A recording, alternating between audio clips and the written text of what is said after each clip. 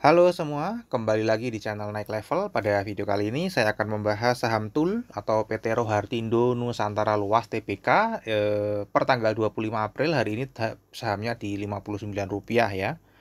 Nanti seperti biasa kita akan update dari 5 parameter dari kinerja harga sahamnya, dari fundamentalnya, seasonality, bandarmologi, dan technical ya. Kita akan bahas pola teknikal ke depannya karena belum pernah saya bahas saham ini di sebelumnya. Oke, kita mulai dari IPO-nya dulu. Ini listing di bursa tahun 2022, jadi belum begitu lama. Dengan IPO price-nya 127 dan harga saat ini ya, kalau teman-teman beli sejak IPO, ini sedang floating minus lumayan dalam ya, di atas 50% atau lebih tepatnya 53,6% ya. Dan kalau kita cek kinerja harga sahamnya, teman-teman ini masih floating minus semua sejak IPO minus. Kemudian kalau kita tarik range ini juga masih minus semua, bahkan di tahun 2024 ini juga masih negatif 3,28%. Jadi rata-rata yang pegang saham ini mestinya sedang floating minus ya. Kemudian harga tertingginya pernah di 85 tahun terakhir ya, dan pernah di 50. Jadi yang floating profit mungkin yang pernah beli di harga 50, tapi kalau saya cek itu hanya 1 hari dan menyentuhnya nggak begitu lama ya. Nah, harga saat ini ya lebih mendekati ke harga titik terendahnya setahun terakhir. Kita cek ya kinerja profile company-nya. Ini ada di Tangerang, Banten. Ya, ini situsnya kalau teman-teman pengen cek lebih detail, karena di sini saya membahas garis besarnya saja. Ya, ini perdagangan sektornya perdagangan, perdagangan retail ya, khususnya produk-produk rumah tangga. Nanti kita akan bahas lebih detail.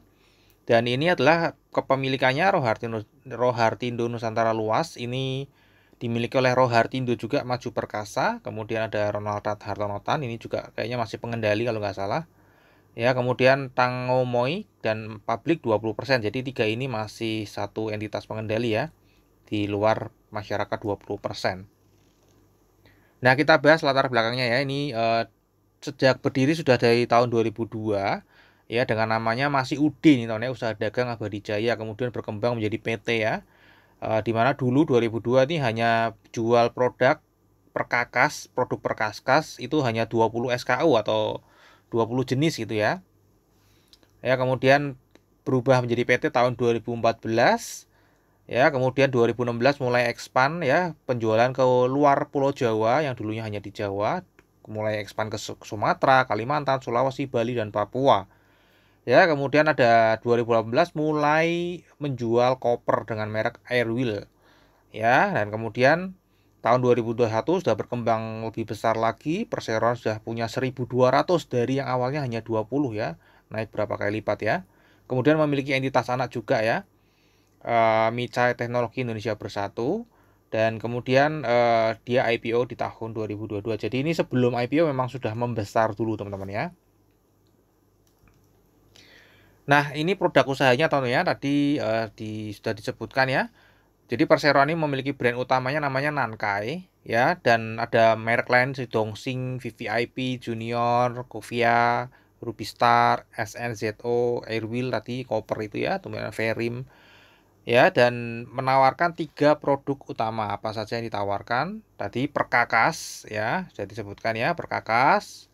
Kemudian peralatan rumah tangga kayak gilingan kopi, meja lipat, timbangan duduk digital. Kemudian yang terakhir tas koper tadi ya, Airwheel itu ya.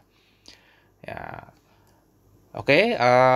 Kita lihat dari mana dia mendapatkan kontribusi pendapatannya. Kita lihat ya, dari tas koper ini ternyata paling banyak di tahun 2023.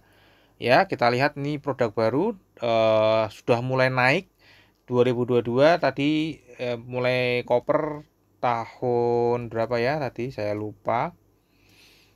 Nah, kopernya tahun 2018 teman-teman ya. Jadi sudah dari 2018 sudah mulai jualan koper, dan peningkatannya kalau kita lihat ya, 2022 sudah 22 miliar dan 2023 naiknya signifikan sekali, hampir 4 kali lipat ya, dan kontribusinya langsung berubah. Yang dulunya ini awalnya dari perkakas ya paling besar, kemudian sekarang sudah mulai berbalik ya, koper menjadi kontribusi terbesar dari pendapatannya 56% ya, mendominasi. Perabot rumah tangga masih hanya 5%.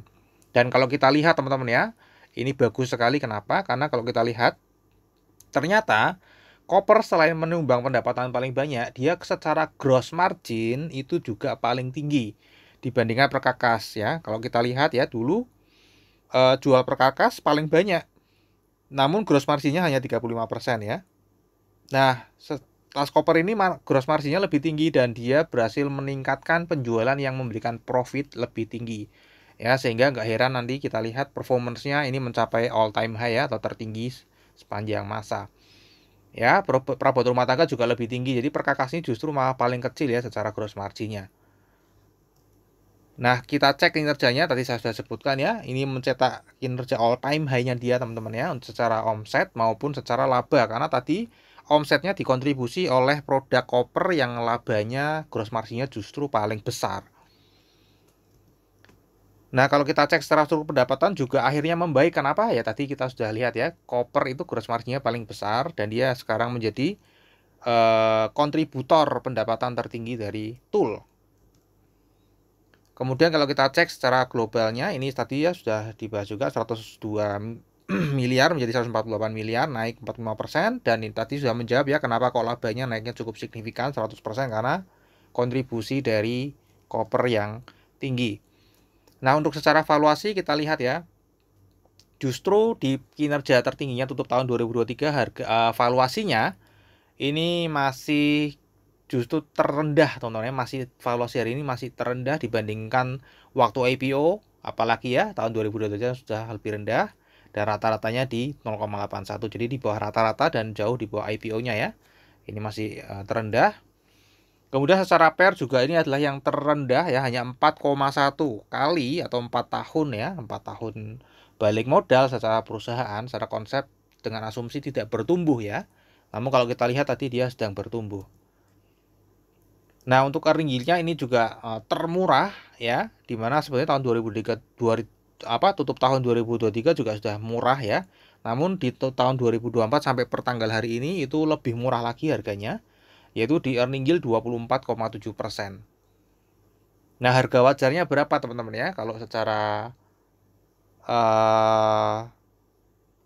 book value 94 ya, harga wajarnya ada di PBV 1,04 sampai 1,56 atau di angka 97 sampai 146 ya, atau harga saat ini 59 terdiskon 39 sampai 60%. Untuk dividen ini belum pernah membagikan dividen teman-teman ya, dan forecast-nya juga tidak akan membagikan dividen karena kalau kita lihat meskipun labanya 15 ternyata cash sisanya itu hanya 1,32. Saya sudah cek lebih dalam, ternyata memang dia juga memiliki piutang yang cukup besar ya teman-teman ya. Piutangnya cukup besar, kemudian ekspansinya juga cukup besar, agresivitas untuk ekspannya juga lumayan besar sehingga mestinya tidak membagikan dividen dulu ya. Nah, kalau kita cek kesehatan finansialnya tadi sudah disebutkan ya, quick ratio-nya ini tinggi teman-teman ya, bagus, karena ratio juga tinggi karena memang jumlah piutangnya lumayan ya teman-teman ya. Dan kalau kita lihat secara debt to equity ratio-nya ini turun ya. Debt to equity ratio-nya turun, bagus ya. Membaik ya, dia berekspansi tanpa menggunakan hutang. Kalau kita lihat juga ya, di sini tambah lama tambah kecil, dan kalau saya cek hutang banknya tahun 2022 itu ada 10 miliar dan di 2023 sudah hilang ya, artinya sudah dilunasi semua hutang banknya.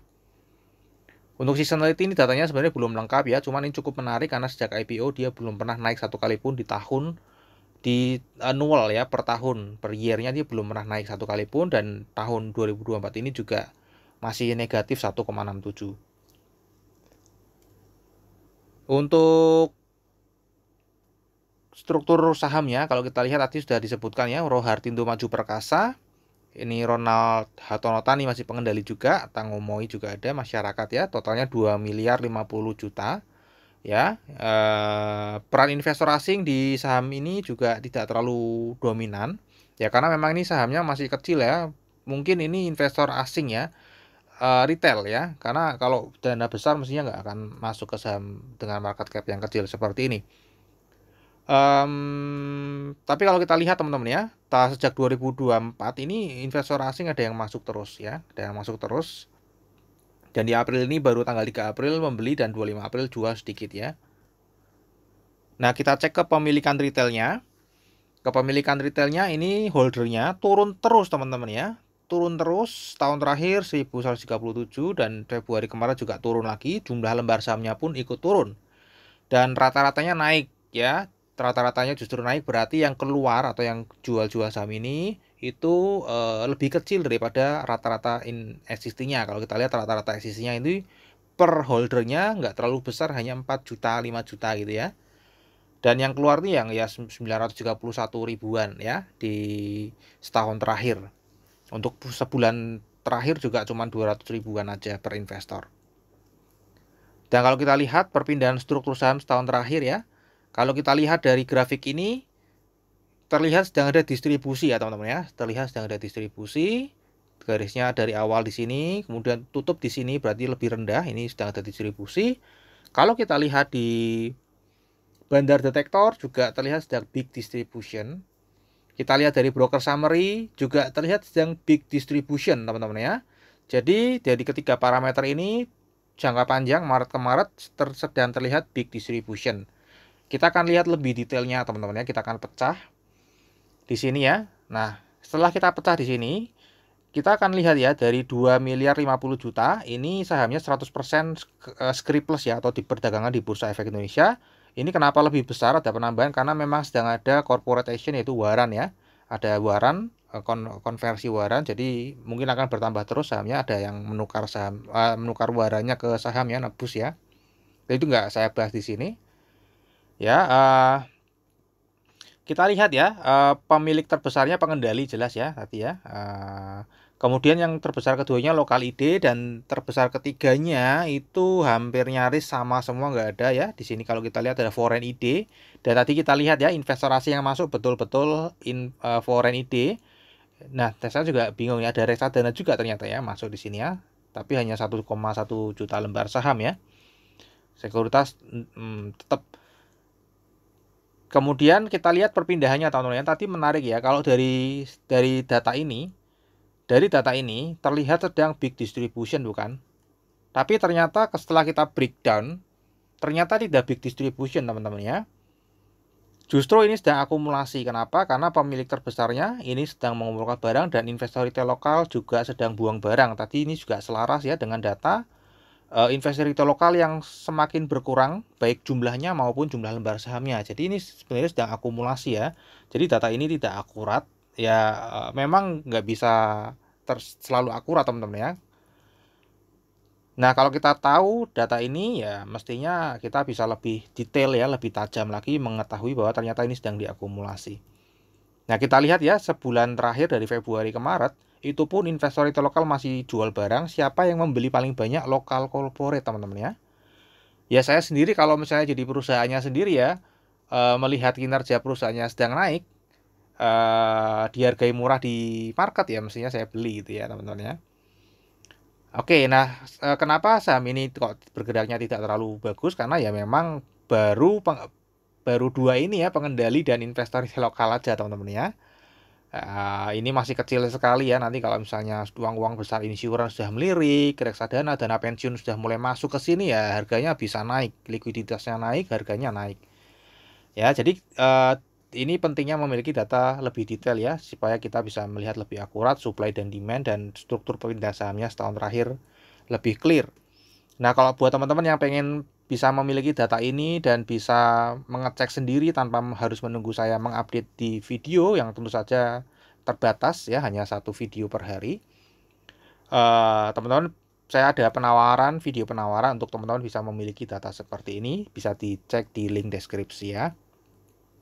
Oke, kalau kita cek ya, di bulan April ini ya, ini terlihat datar, namun kita lihat di sini sedang akumulasi. Dan kalau kita dari broker summary ini juga sedang akumulasi, broker XC top seller ya.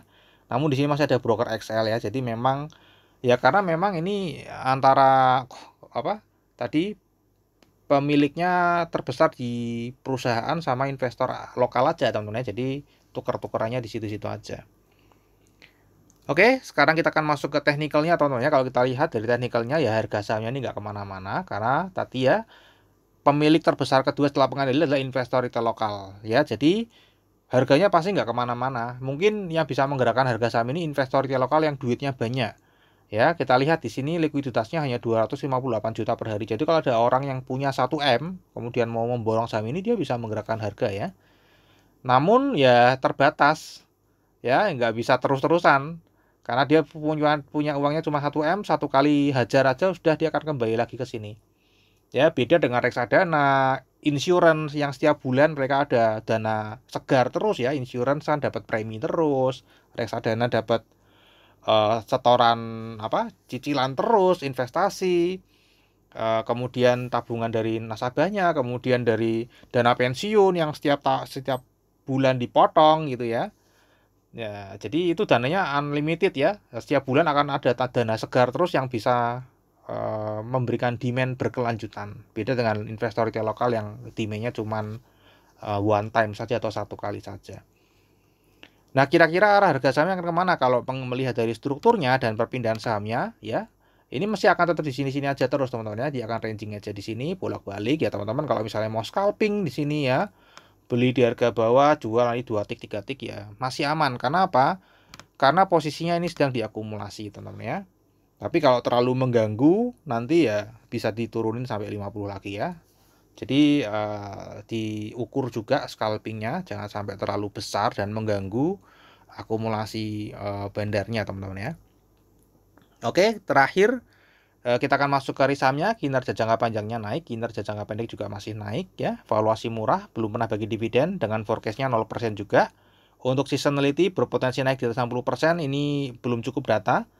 Secara bandarmologi tadi Maret ke Maret saya memprediksinya bukan memprediksi ya, secara data yang saya miliki ini sedang akumulasi. Kemudian 1 sampai 25 April berdasarkan data yang ada, karena belum keluar detailnya, nanti baru tanggal 1 Mei atau 2 Mei detailnya keluar ya. Jadi kita bisa lebih clear melihat ini akumulasi atau distribusi. Ini sedang akumulasi ya berdasarkan data yang ada. Kemudian teknikalnya juga sedang ranging aja di 55 sampai 70. Terakhir, disclaimer teman-teman ya. Jadi analisa yang saya bagikan di YouTube ini adalah analisa saya pribadi yang tentu saja juga bisa salah ya. Ini bukan ajakan jual atau beli saham tool. Silakan teman-teman tetap wajib melakukan analisa sendiri jika ingin menjual atau membeli saham tool ya. Jadikan video saya ini hanya sebagai second opinion, hanya sebagai pelengkap informasinya teman-teman. Informasi tambahan ya, bukan informasi utama. Oke, mungkin sampai di sini dulu aja analisa saham tool ya. Semoga bisa bermanfaat. Kita akan ketemu lagi di video yang berikutnya.